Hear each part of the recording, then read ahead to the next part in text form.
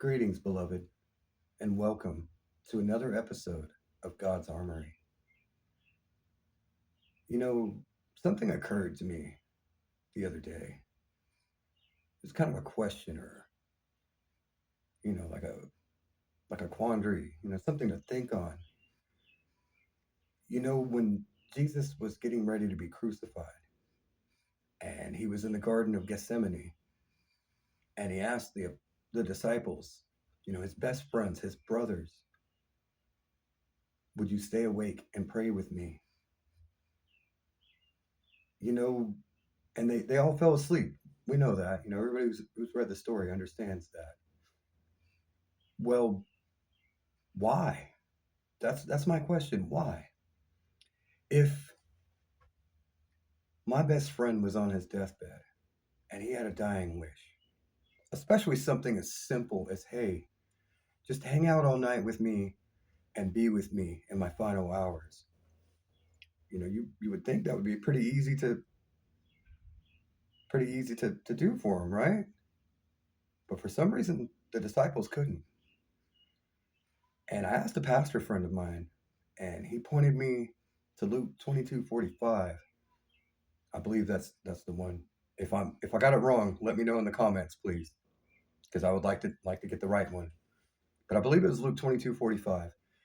And it basically, I'm paraphrasing here, but it says that the disciples were very tired from the trip and they passed out from exhaustion. Well, in the story, Jesus wakes them up like what, two or three times and asks them, hey guys, stay awake and pray with me so you're not tempted. I believe there's a possibility. Now, I'm not saying this is fact. I'm not saying this is scriptural. This is a thought that I've had.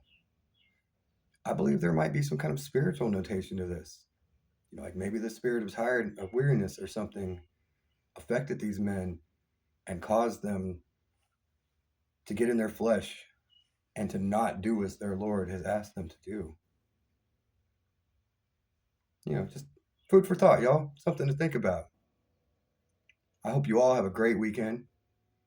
I hope God blesses you. And I'm praying for every last one of you. And if you have any prayer requests or any comments, any thoughts, drop them in the comments for me. I'm always willing to read what you guys have to say. And a lot of you who have commented on my shorts and stuff like that know that a lot of times I'll comment back, or I'll at least like the comment and heart it so you know that I read it. Because I appreciate every last bit of support.